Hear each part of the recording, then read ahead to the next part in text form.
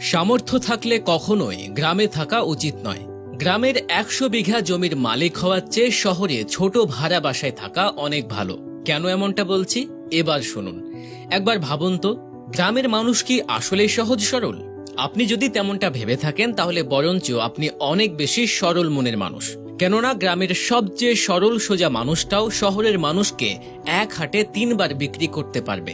আপনি পুকুরে যত্ন সহকারে মাছ ছাড়বেন, একদিন ঘুম থেকে উঠে দেখবেন সব মাছ প্রাণ হারিয়ে ভেসে আছে।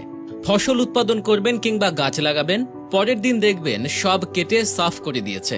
সামান্য জমি জমা নিয়েই যে কূটনৈতিক খেল চলে গ্রামের মুরব্বীদের মাথায়, তা আন্তর্জাতিক কূটনীতি বিলের মাথায়ও খেলবে না। আপনার মেয়ের বিয়ে ঠিক করবেন, সহজ সরল কেউ একজন নিজে অটো ভাড়া করে গিয়ে দুর্নাম রটিয়ে আপনার আদরের মেয়ের বিয়ে ভেঙে দেবে। তামাম দুনিয়াটা অনেক জটিল, তার চেয়েও বেশি জটিল গ্রামের সহজ সরল মানুষগুলোর মন। গভীরভাবে খেয়াল না করলে টেরই পাবেন না কখন কোন দিক দিয়ে আপনার ক্ষতি করে ফেলেছে তারা। পরনে লুঙ্গি আর আলাভোলা একখান হাসি দেখে তাদের কাউকে সহজ সরল ভেবে বসবেন না। অন্তত গ্রামের তুলনায় শহরের মানুষ বেশি সহজ সরল আর উদার হয়। শহরের মানুষদের মধ্যে অন্যকে নিয়ে ঘাটানোর ব্যাপারটাও কম। এর কারণ শহরের মানুষকে অনেক বেশি ব্যস্ত সময় পার করতে হয়, তারা অন্যের সমালোচনা করার মতো সময় পায় না।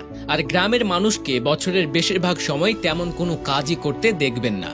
নিতান্ত দিনভর খেটে খাওয়া কিছু মানুষ বাদে বাকিদেরকে দেখবেন এর ওর বাড়িতে গিয়ে উঁকি দিতে।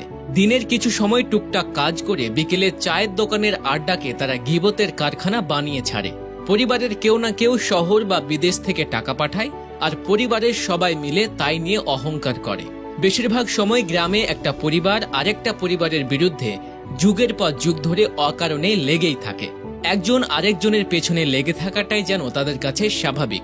বাকিরা কখনো সেসব বিরোধ মীমাংসার চেষ্টাও করে না, বরং গ্রাম্য বিরোধগুলোকে টিকিয়ে রাখাকে তাদের নিজেদের ঐতিহ্য বানিয়ে ফেলেছে। দীর্ঘদিন শহরে থাকা মানুষ ইচ্ছে করলেও গ্রামে গিয়ে শান্তিতে থাকতে পারে না, অথচ অনেকে স্বপ্ন দেখেন কর্মজীবন শেষে আবার গ্রামের সবুজ শ্যামল পরিবেশে বাকি জীবনটা কাটাবেন।